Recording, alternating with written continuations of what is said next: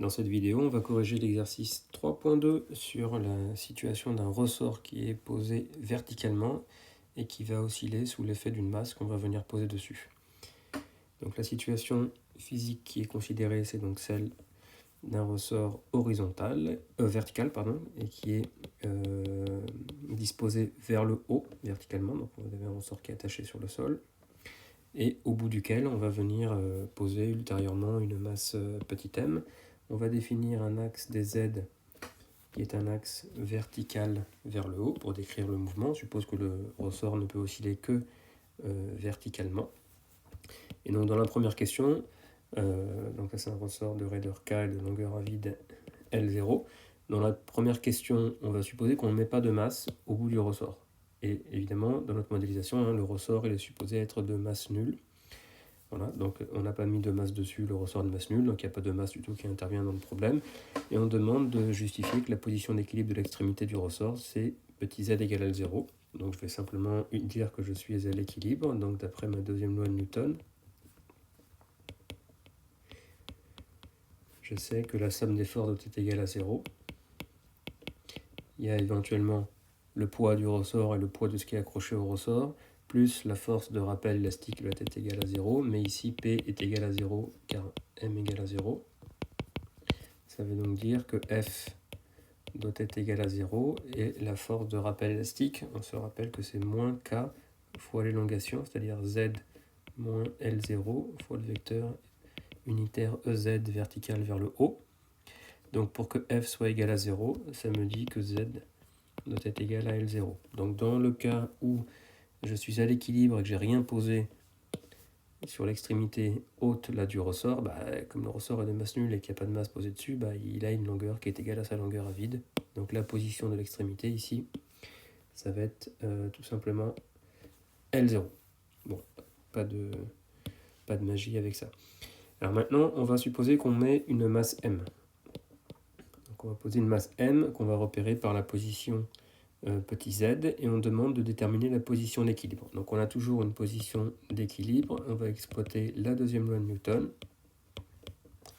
Toujours de la même façon, je vais écrire F plus P est égal à 0, sauf que cette fois P ça va être égal à mg, donc moins mg fois EZ, et donc je vais avoir que moins K facteur de Z moins L0, donc Z équilibre EZ, moins mg fois le vecteur EZ, tout ça, ça va être égal à 0 quand je suis à l'équilibre. Donc pour que ce vecteur soit égal à 0, il faut que sa coordonnée soit égale à 0. Donc je me retrouve avec moins K Z équilibre moins L0 moins mg peut être égal à 0. Donc je vais essayer de tirer le Z équilibre de ça. Donc je vais écrire que K Z équilibre moins L0 c'est égal à moins mg. Je vais diviser par K. Donc je vais avoir ZEC moins L0 est égal à moins mg sur K. Et donc Z équilibre, c'est égal à L0 moins mg sur K. Voilà, je viens de déterminer la position d'équilibre du ressort. Quand je viens poser dessus une masse M, je vois que c'est inférieur à L0, ça c'est normal. Pourquoi ? Parce que quand j'ai pas posé de masse ici, je sais que la position d'équilibre c'est L0. Et dès que je vais poser une masse, je sens que mon ressort ici va descendre, parce qu'il y a une masse qui va, à cause du poids qui s'exerce sur la masse, faire descendre ici, faire comprimer le ressort. Donc je dois effectivement trouver que la position d'équilibre doit être avec un Z plus petit. Donc je vois que c'est le L0 que j'avais déterminé avant, moins quelque chose, et cette chose-là, pour que ce soit dimensionné à une longueur, vous n'avez pas le choix, c'est mg sur K. Bon, on vient de le montrer par le calcul. Ok, donc le ressort, il va descendre. Ça, c'était la méthode deuxième loi de Newton. On peut aussi trouver ce résultat avec la deuxième méthode qui est d'utiliser le fait que quand je suis sur une position d'équilibre, énergétiquement, je sais aussi la caractériser. C'est pas somme des forces égale à 0, c'est énergie potentielle minimum. Donc je vais écrire que cette fois, l'équilibre, ça va être en exploitant le théorème en utilisant la caractérisation qu'un minimum, c'est que la dérivée de l'énergie potentielle, donc par rapport à la position ici, en Z égale Z équilibre doit être égal à 0. Donc il faut que je calcule l'énergie potentielle EP en fonction de Z. Énergie potentielle, qu'est-ce qu'il y a comme énergie potentielle? Énergie potentielle de pesanteur mgz, puisque j'ai mis l'axe des Z vers le haut, c'est plus mgz. Et ensuite il y a l'énergie potentielle élastique. On apprend par cœur la formule, 1 demi de kx2, oui c'est l'élongation, donc 1 demi de k z moins L0 au carré. Ça c'est bien l'élongation. Donc cette fonction-là doit être minimale quand je suis à la position d'équilibre. Donc je vais calculer DEP sur dz. Donc là je dois dériver, ça va me faire mg plus k z moins L0. Donc je sais que DEP sur dz, si je l'évalue en z équilibre, ça doit être égal à 0.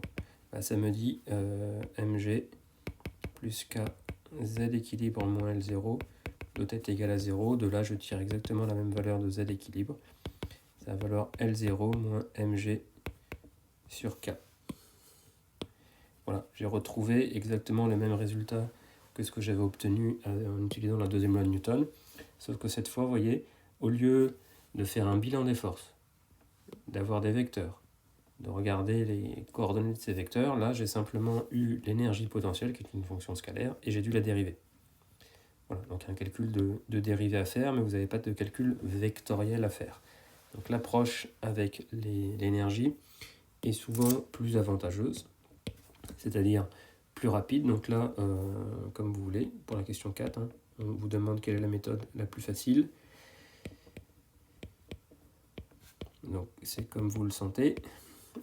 Moi personnellement pour cet exercice là je préfère avoir une fonction et la dériver plutôt que de manipuler des vecteurs et risquer de me tromper d'ailleurs sur le sens des forces.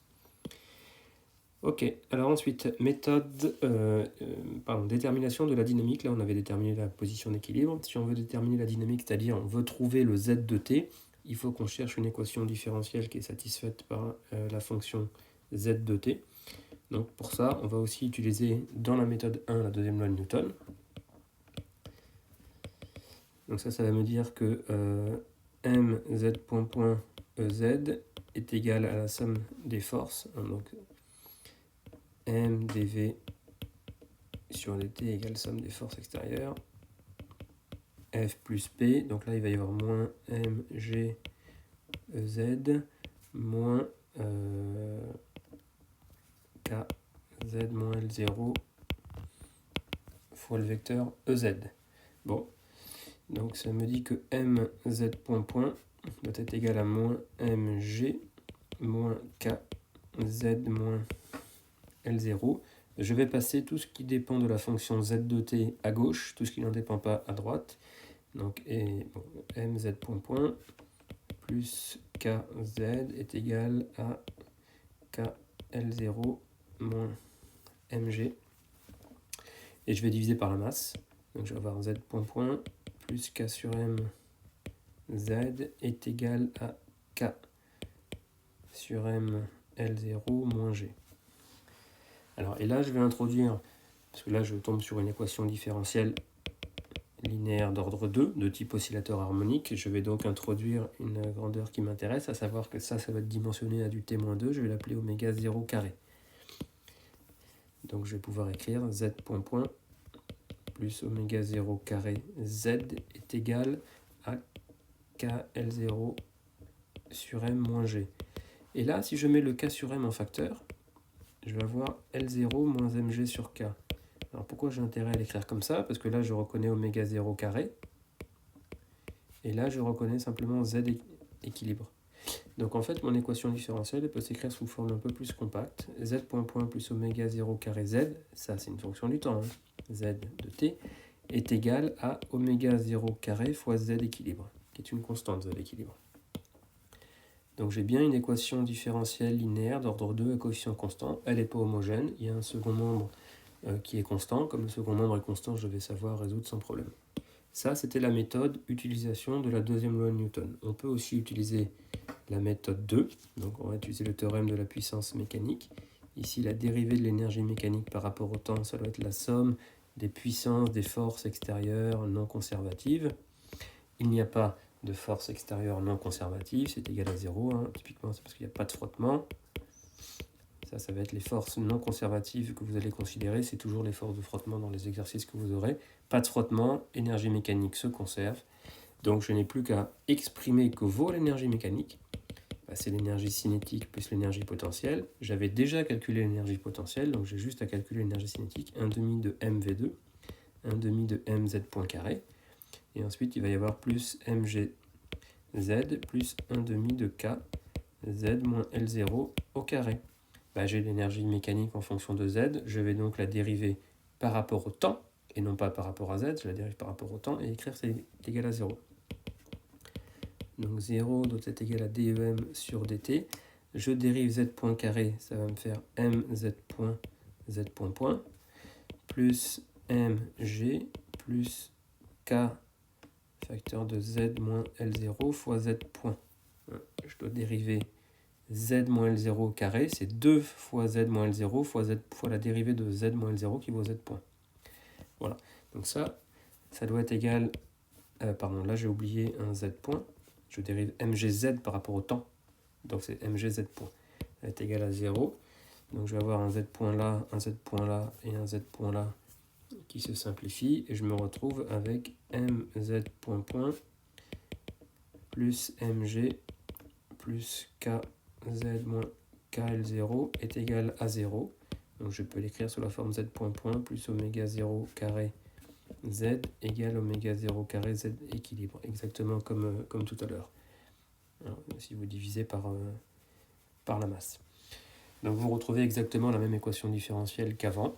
Cette fois, au lieu de manipuler des expressions vectorielles ici, vous avez simplement utilisé une expression scalaire, mais attention, il a fallu savoir faire la dérivée par rapport au temps.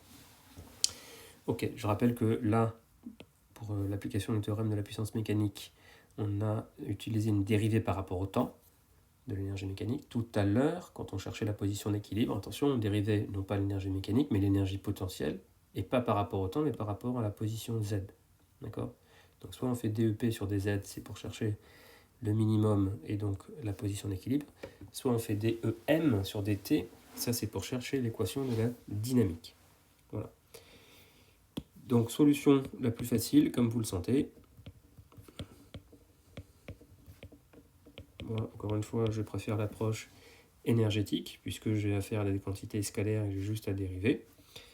Bon, alors ensuite, on demande de déterminer z de t. Donc j'ai une équation différentielle. Je sais que la solution, z de t, c'est la solution homogène a cosinus oméga 0t plus b sinus oméga 0t plus une solution z particulière. La solution particulière, vu que le second membre est constant, j'ai intérêt à chercher une solution particulière constante. Et si je cherche une solution particulière constante dans cette équation différentielle, je vois que je dois avoir oméga 0 carré fois z particulier, parce que z point particulier ça vaut 0, est égal à oméga 0 carré fois z équilibre. Donc ma solution particulière, c'est en fait la solution z équilibre.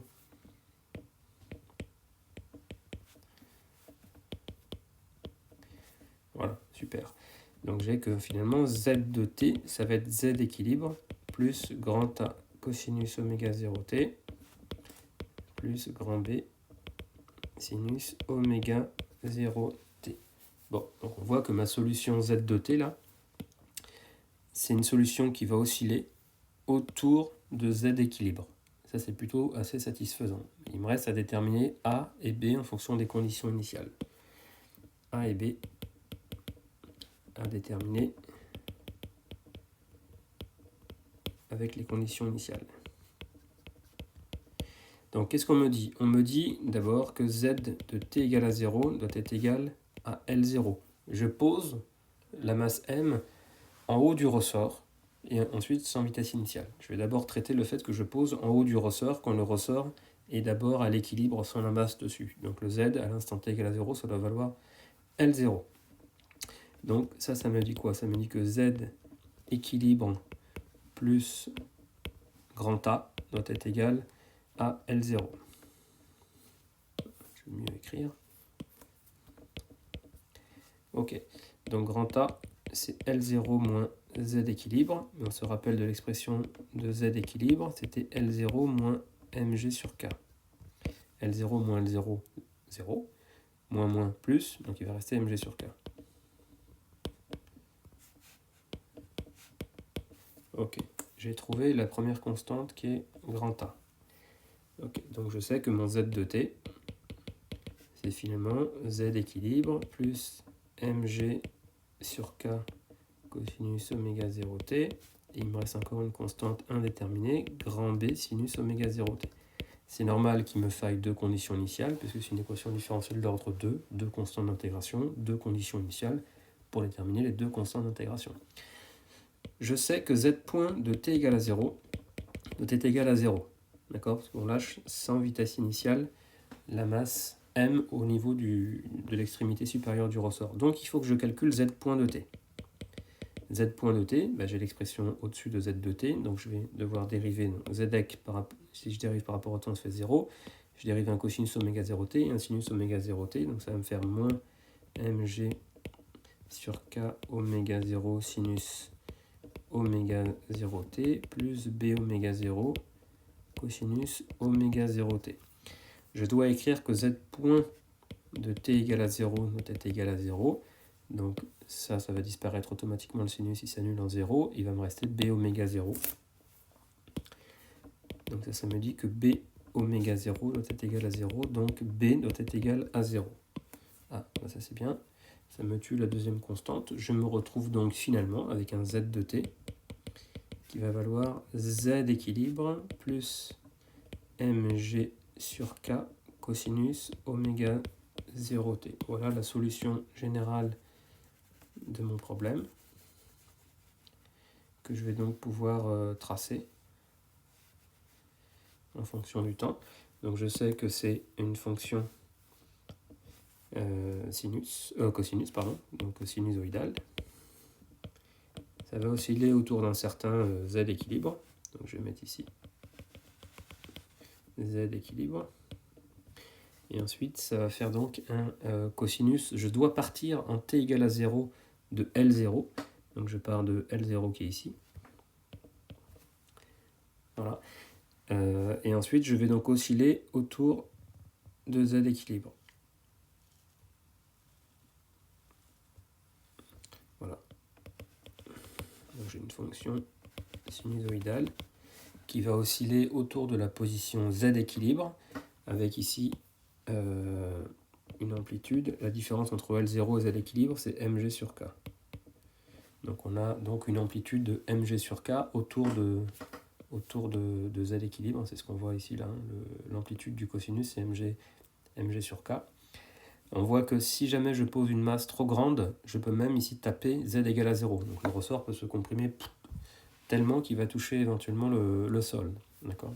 Si jamais m n'est pas trop grand, je n'arrive pas jusqu'au sol, jusqu'à z égale à 0.